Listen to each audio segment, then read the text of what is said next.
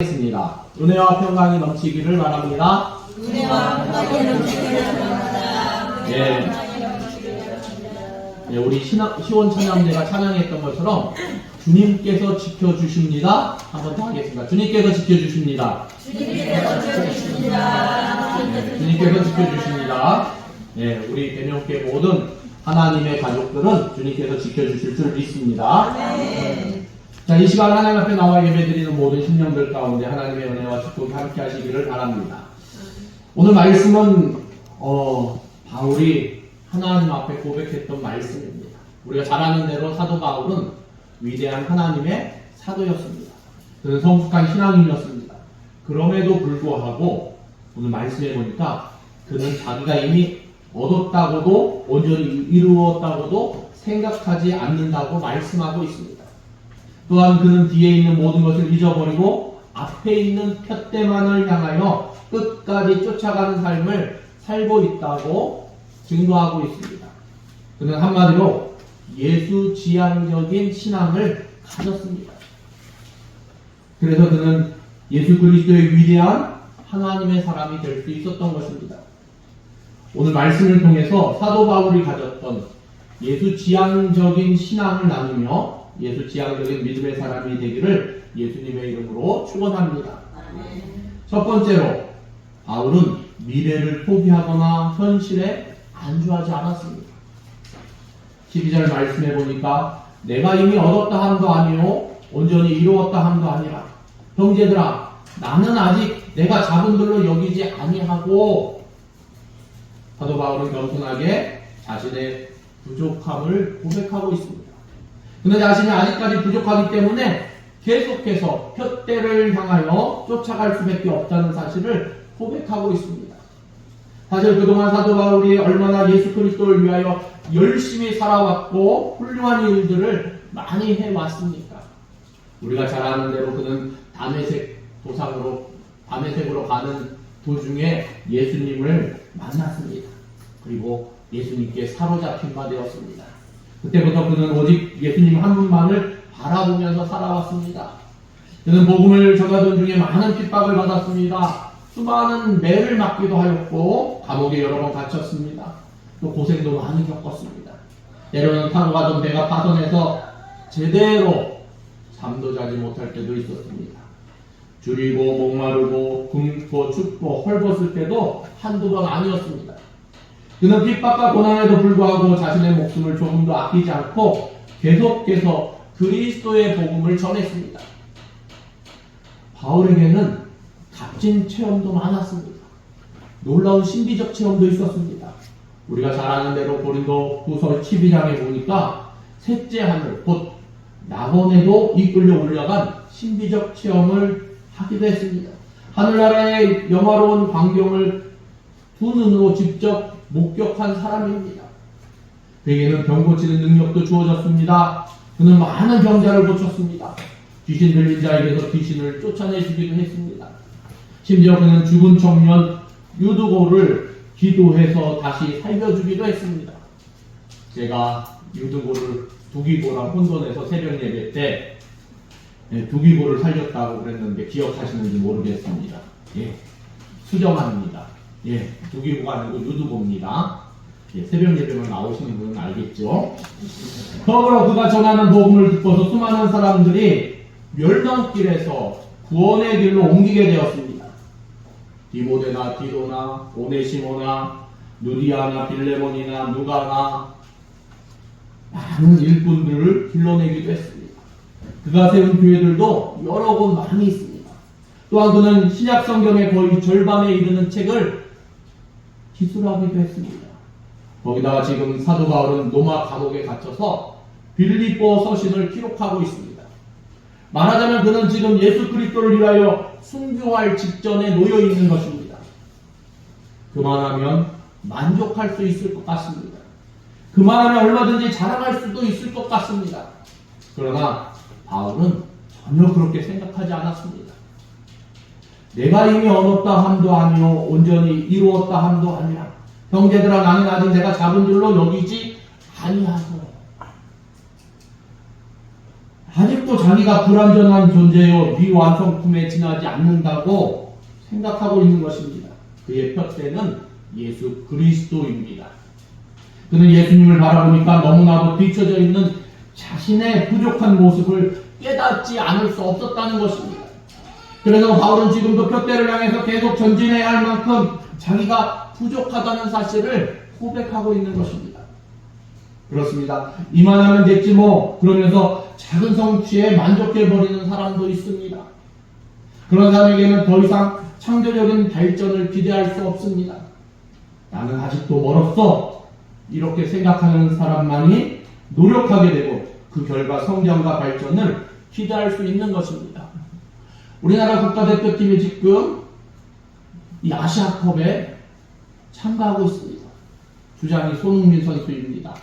그의 아버지 손흥정 감독에게 기자들이나 팬들이 묻습니다. 손흥민 선수는 월드 클래스죠? 아니요, 저의 손흥민 선수는 절대 월드 클래스가 아닙니다. 왜 그렇습니까? 예, 월드 클래스라고 생각하면 딱 만족해서 거기서 끝나는 것입니다. 계속해서 발전할 수 있는 여지를 가지고 목표를 가지고 계속해서 성장하고 있다는 것입니다. 그래서 해설하는 사람들이나 평가하는 사람들이 손흥민 선수는 계속해서 진화하고 있다, 발전하고 있다, 30이 넘었는데 축구 선수가 계속 발전할 수 있다는 건 놀라운 일이다 하면서 흑찬을 합니다. 우리 교회는 그렇지 않지만 어느 교회는 이런 분도 계십니다. 장로가 되기 전에는, 권사가 되기 전에는 매우 겸손합니다. 봉사도 열심히 합니다. 그러다가 직분을 맡고 나면 사람이 갑자기 달라지는 경우도 있습니다. 사람이 달라져도 어떻게 저렇게 달라질 수 있을까? 의아심이 들 정도입니다. 목에 힘이 들어가고 어깨에 힘이 들어가서 걸음걸이도 달라지는 경우들이 있습니다. 섬기려는 자세가 아니고 섬김을 받으려는 자세를 취합니다. 더더욱이 가관인 것은 완전히 아나무인의 행사를 하고 있습니다. 마치 교회의 주인인 것처럼 아무데나 들쑤시고 다니는 경우들도 있습니다. 왜 그렇습니까? 네, 교회의 직분을 잘못 사용하고 있기 때문입니다. 이만하면 교회 안에서 내가 다 했다, 끝났다, 이 생각을 잘못된 생각을 하고 있는 것입니다. 사도 바울은 그토록 훌륭한 일들을 했지만 나는 아직 멀었다, 겸손한 마음으로 살았습니다. 그래서 그는 나는 날마다 죽노라 라고 고백했던 것입니다. 자기의 부족함을 알아서 날마다 자신을 채찍질하는 삶을 살았다는 것입니다. 우리도 이만하면 되었다, 자만도 포기도 하지 말고 나는 아직 예수 그리스도께로 갈 길이 남았다, 겸손한 마음으로 예수님과 교회를 섬길 수 있기를 바랍니다. 아멘. 이만하면 됐어, 이러한 생각을 하면 현실에 안주하거나 포기하게 된다는 것입니다. 사랑하는 성도 여러분, 우리도 바울처럼 계속해서 새로운 꿈과 비전을 품고 교회의 지역을 더욱더 넓혀 나가며 안주하거나 포기하지 않는 저와 여러분 되시기를 예수님의 이름으로 축원합니다. 아멘. 둘째로 바울은 과거에 집착하지 않았습니다. 13절 말씀해 보니까 오직 한 일, 즉 뒤에 있는 것은 잊어버리고 앞에 있는 것을 잡으려고 고백하고 있습니다. 오직 한 일은 무엇입니까? 한 가지 일. 바울은 앞도 바라보고 뒤도 바라보면서 두 가지 일을 동시에 하지 않았습니다.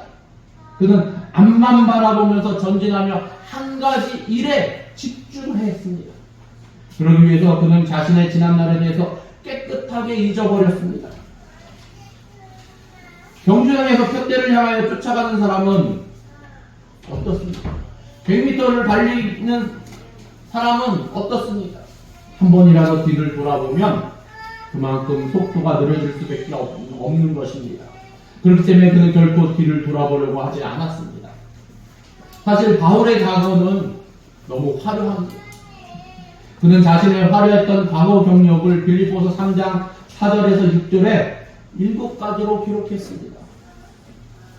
제가 읽어보도록 하겠습니다. 그러나 나도 육체를 신뢰할 만하니 만일 누구든지 다른 이가 육체를 신뢰할 것이 있는 줄로 생각하면 나는 더욱 그러하리니 내가 8일 만에 할례를 받고 이스라엘 족속이요 베냐민 지파요 히브리인 중에 히브리인이요 율법으로는 바리새인이요 열심으로는 교회를 핍박하고 율법의 의로는 흠이 없는 자로다.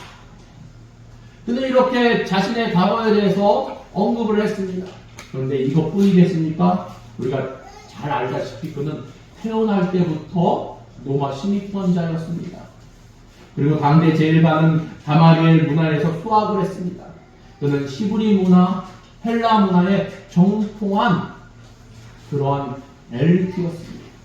그럼에도 불구하고 그가 예수 그리스도를 알고 난 후에 자신의 화려한 경력들을 어떻게 여겼다고 증거하고 있습니까?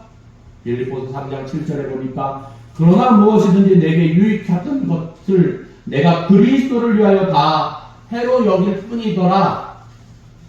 그는 자신에게 유익했던 모든 것을 해로 여겼다 고백하고 있습니다. 그가 예수 그리스도 안에서 새롭게 설정한 표대를 향하여 쫓아가는데 방해가 될 뿐이라는 것입니다. 또 빌립보서 3장 8절에 보니까 또한 모든 것을 해로 여김은 내 주 그리스도 예수를 아는 지식이 가장 고상함을 인함이라. 내가 그를 위하여 모든 것을 잃어버리고 배설물로 여김은 바울은 8절에서 자신의 이 과거의 화려한 경력들을 더럽고 냄새내는 배설물로 여긴다고 고백했습니다. 무슨 말입니까? 두 번 다시 쳐다보기 싫다는 것입니다. 뭐 내세울 거 없다는 것입니다. 자기의 생각 속에서 완전히 지워버렸다는 것입니다. 사랑하는 성도 여러분, 우리도 예수 믿기 전에 가졌던 세상적인 잘못된 습관, 기질, 우리 기억 속에 완전히 씻어버려야 할 것입니다. 예수님은 우리에게 이렇게 말씀하셨습니다. 누가복음 9장 62절에 보니까 손에 쟁기를 잡고 뒤를 돌아보는 자는 하나님 나라에 합당치 아니하니라. 이 시간 하나님이 우리 모두에게 은혜를 베풀어 주시기를 바랍니다. 그래서 우리도 바울처럼 뒤에 있는 것을 깨끗하게 잊어버릴 수 있기를 바랍니다. 아멘. 실수했던 것, 부끄러운 기억, 수치스러운 과거, 이 모든 것을 하나님의 은혜로 잊어버릴 수 있기를 바랍니다. 아멘. 특별히 하나님 우리에게 큰 은혜를 베풀어서 너와 나 사이에 좋지 못한 관계, 감정도 이 시간에 다 깨끗이 씻어버리고 서로 좋은 관계로 설 수 있기를 바랍니다. 아브라함 링컨 대통령이 남북전쟁에서 승리를 했습니다. 그는 전쟁에서 패배한 남군들에게 관대하게 행했습니다. 그는 연설할 때마다 남군을 사랑하고 용서하다고 힘써 외쳤습니다.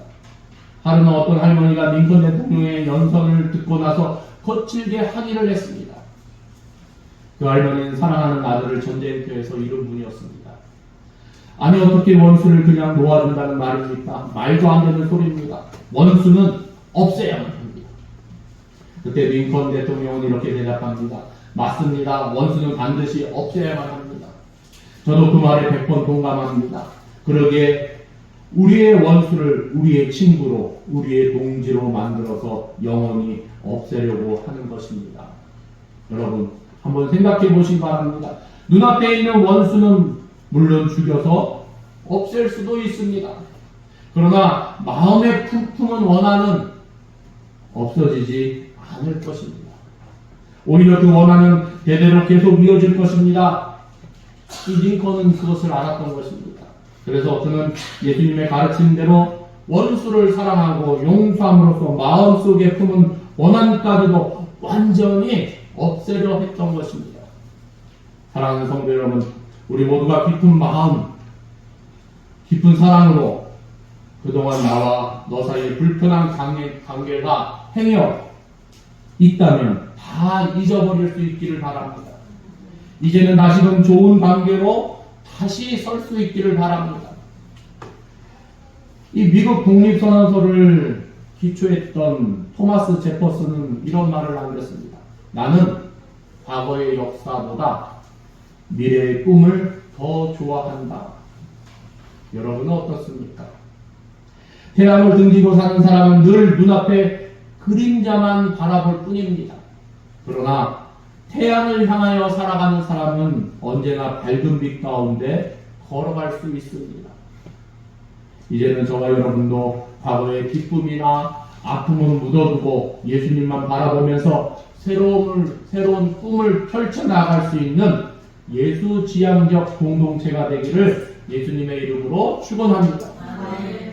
세 번째로 바울은 푯대를 향하여 쫓아간다고 고백하고 있습니다. 14절 말씀에 푯대를 향하여 그리스도 예수 안에서 하나님이 위에서 부르신 부르심의 상을 위하여 쫓아가노라. 바울은 현실에 안주하지 않았습니다. 과거에도 집착하지 않았습니다. 미래를 포기하지 않았습니다.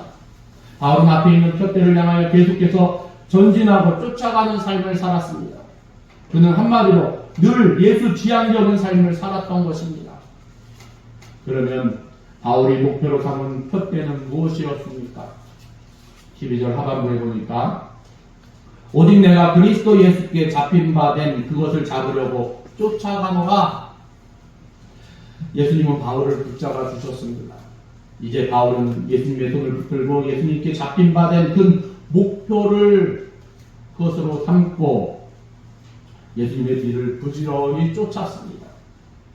우리가 잘 아는 대로 바울은 다메섹에 가던 길에 예수님을 만났고 그리스도께 예수님께 사로잡힌 바 되었습니다. 그때 그는 이방인들에게 복음을 전하는 예수님의 사도로서 부르심을 받았습니다. 이제 바울은 그 사명을 다하기 위하여 목숨을 다하기까지 죽도록 충성했던 것입니다. 사랑하는 성도 여러분, 우리의 삶에 있어서 우리가 신앙생활을 하는 데 있어서 올바른 푯대를 정한다는 것은 매우 중요합니다. 예로 여기 활 쏘는 사람이 서 있다고 생각해 봅시다. 저기 관역이 있는데 관역을 향해서 활시위를 힘차게 당기고 시위를 탁 놓으면 활은 날아갈 것입니다. 보는 사람도 관역이 있다는 것을 알기 때문에 저쪽으로 쏘는 것이 맞고 잘 날아가고 있구나 하면서 평안한 마음을 유지할 수 있을 것입니다. 그러나 또 한 번 가정해 볼 수 있는 것이 아무리 훌륭한 선수라도 대회에서 메달을 딴 그러한 실력이 좋은 선수라도 관역은 저기 있는데 활 시위를 당겨서 저기를 겨냥하다가 저기를 겨냥하다가 여기를 겨냥하다가 하면은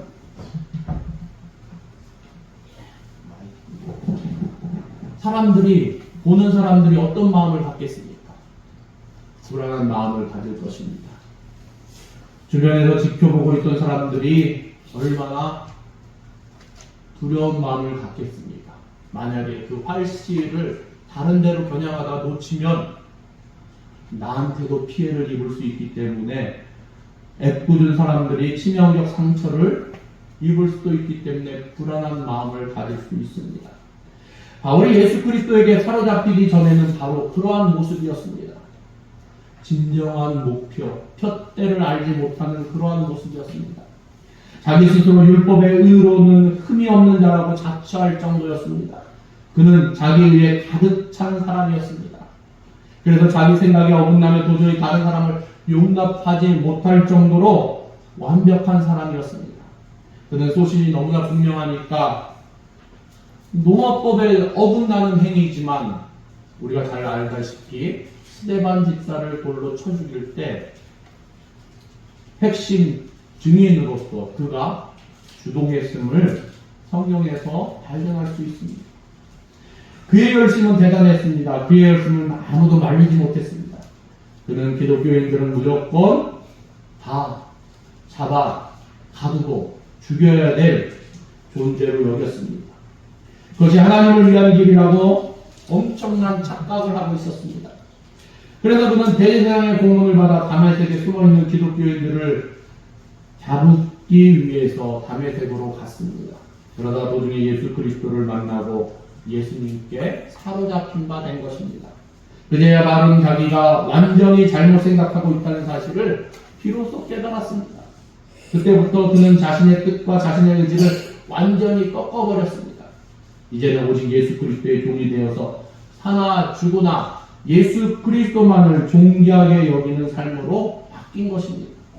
바울은 예수 그리스도 밖에 있을 때 푯대를 잘못 정했습니다. 그러나 다메섹으로 가는 중 부활하신 예수님을 만나고 난 뒤에 그의 푯대는 올바르게 바뀌었습니다. 그는 교회의 머리 되신 그리스도를 바라보면서 교회를 사랑하는 마음으로 때를 얻든지 못 얻든지 예수 그리스도의 복음을 전하기 위해서 앞장섰던 것입니다. 사랑하는 성도 여러분, 혹시나 우리의 푯대가 잘못되어 있지는 않습니까? 푯대가 잘못되면 자기 열심으로 오히려 교회를 세우는 것이 아니고 교회를 허는 것이 될 수밖에 없습니다. 오늘 우리가 추구하는 삶의 푯대는 무엇입니까? 세상적인 수고는 바벨탑을 쌓는 것과 같습니다. 그러나 믿음의 주여 또 온전하게 하시는 예수 그리스도를 바라보면서 우리가 교회를 위해서 헌신하고 봉사할 때 우리의 수고와 헌신은 헛되지 않는다는 것입니다. 하나님이 주실 상이 있기 때문입니다. 예수님은 우리에게 이렇게 말씀하셨습니다. 이 소자 중 하나에게 냉수 한 그릇이라도 주는 자는 내가 진실로 너희에게 이르노니 그 사람이 결단코 상을 잃지 아니하리라. 냉수 한 그릇은 어떻게 보면 작은 것, 아니 보잘것 없는 것입니다. 이 보잘것 없는 것조차도 하나님은 잊지 않고 상을 주시겠다고 말씀하십니다. 하물며 예수 그리스도의 몸된 교회를 위하여 봉사하며 헌신한 우리를 주님께서 잊으시겠습니까? 어느 덜 떨어진 권사님이 점쟁이를 찾아갔습니다. 그런데 그 점쟁이가 그가 교회 권사라는 것을 알아맞히면서 면박을 주더랍니다. 부끄러워서 도망치듯이 나왔는데 자신의 모습이 얼마나 한심하고 부끄러운지, 그런데 마음속 한 구석에서 기쁨이 솟아나오더라는 것입니다. 나같이 덜 떨어진 권사도 아직 하나님이 버리시지 않으셨구나, 나를 기억하고 계시구나 하는 생각을 하니까 눈물이 나오더랍니다.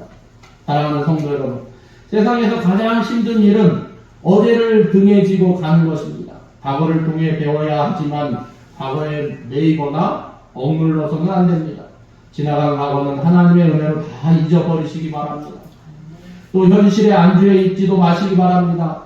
더 나은 내일을 바라보면서 좀 더 크고 원대한 꿈과 비전을 가진 예수 지향적인 모습이 되시기를 바랍니다. 우리 모두가 힘을 합쳐서 예수 그리스도의 몸된 교회를 더욱 힘써 섬기며 평안한 가운데 든든히 세워가기를 바랍니다. 하나님 나라가 확장되어 나가며 교회의 지역을 크게 넓히는 귀한 역사가 우리를 통해서 더욱 있기를 예수님의 이름으로 축원합니다. 기도하시겠습니다. 하나님 감사합니다.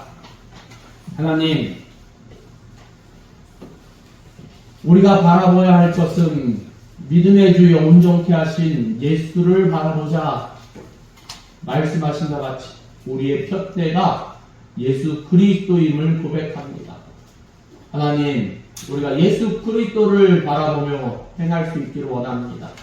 그분이 베풀어 주신 그 사랑, 그 마음, 그 행동 우리도 따라할 수 있기를 원합니다.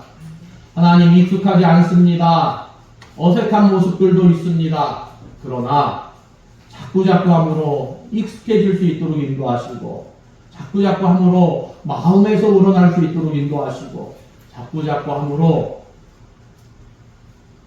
진정한 그리스도인의 모습을 갖출 수 있도록 하나님 우리를 다스려 주시옵소서. 모든 것을 주님께 의뢰드리며 예수 그리스도의 이름으로 기도드립니다. 아멘.